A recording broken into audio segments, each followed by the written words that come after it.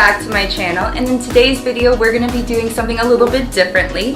I have James Morgan here, NFL draft prospect and a very special friend of mine. He's going to be taking us through his experiences in the past couple months leading up to the draft. Watching you play in the East-West Shrine Bowl, can you tell us a little bit about that? So that was a great experience. That was kind of the first thing in my pre-draft process. That was kind of the first step that I had to take. Basically, it was an all-star game down in St. Petersburg. It was a great opportunity for a guy from a small school to come in and compete with some guys from larger schools. And so for me, I really wanted to showcase what I could do, and I wanted to compete and show off my arm, and show that I could do some things that these guys from bigger schools did. Probably the coolest thing about that entire experience, though, was it's put on by Shriners Hospital for Children. Going to that hospital and being able to interact with those kids who have disabilities and are in, obviously not fortunate situations and are able to, their outlook on life, attitude with everything was extremely inspirational. And awesome. And I heard you won the Pat Tillman Award. Can you talk a little bit about that? Yes, about somebody who literally had what everybody at that bowl game was there to achieve, a dream of an NFL career. And to give it away for our country and to protect our freedom was fantastic. So, something, yeah, absolutely, an absolute honor, and winning something with his, name in it was just something that meant so much to me. After the East-West Shrine Bowl, what was your next step? Like, where did you go after that? So I went to Tampa to train, and over the course of those first couple weeks after the Shrine Bowl, I received an invite to the NFL Combine, which I was very excited about. Very cool, and so I was able to go to Indianapolis and participate in that. The NFL Combine, how was that? Can you tell us a little bit about that? Sure, yeah, I mean, it was an absolutely fantastic experience. I think some of the things that you don't see about the Combine, it's televised nationally the last 4 days of the drills and stuff like that, but for an individual participant, it's a week-long experience. It's something where you're there from Monday to Friday, and you're doing medical testing, interviews with coaching. So the bulk of it isn't really the on-field drills, but that's all like everybody gets to see. Great experience, especially with the coronavirus having set in. To be able to get my name in front of coaches was fantastic. I'm really thankful for that. To get doctors to examine me and to see that I'm 100% fully healthy. Getting new friends? I did. The quarterback group was pretty cool. I enjoyed hanging out with those guys, and a lot of really good receivers there too, and I could just throw it up and then go get it. Leading up to Pro Day, what was one thing that you worked on the most? So I think one of the biggest things I wanted to work on was mobility, and there was a couple different ways I was able to do that. So I was with a combine group that was training in Tampa and a quarterback coach as well. So we did a lot of stuff that emphasized, movement throws, being off balance or, quickly moving to a side, kind of a game speed simulation and throwing from different platforms. I was fortunate enough to go to your Pro Day, and how do you think it went? I think it went really well.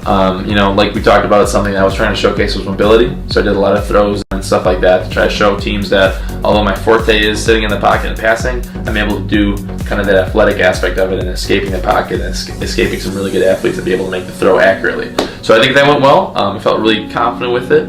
We were able to send out the footage to a couple different teams and have got some positive feedback. So it was a success. And after your Pro Day, what now? The draft?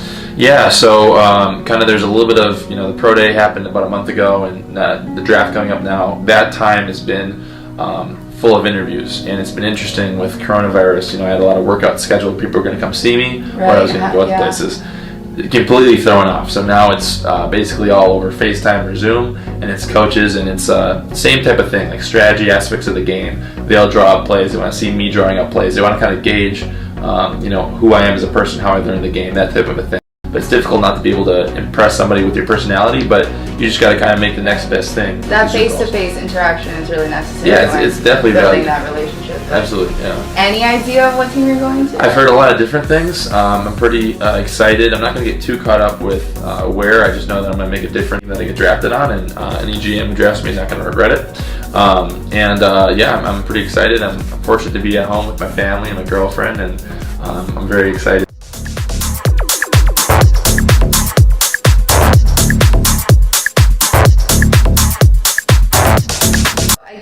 Lesson a while back. Do you remember the tips I gave you?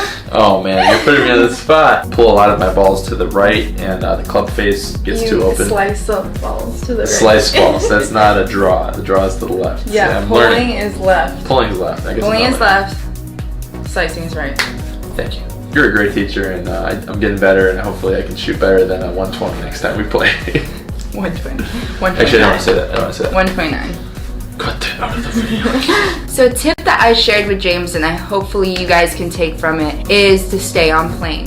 So the plane of the golf swing is super important. You're positioning in every single angle, but you don't want to make it that complicated. In this lesson, I had James focus a lot on his club face and his takeaway.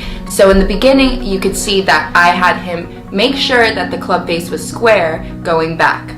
So the reason for this is to make sure that your club face is not only square at impact, but is square all the way at the top of your swing. Another key tip I love to give James is to finish his swing. You guys don't understand how important it is to always follow through and hold that finish.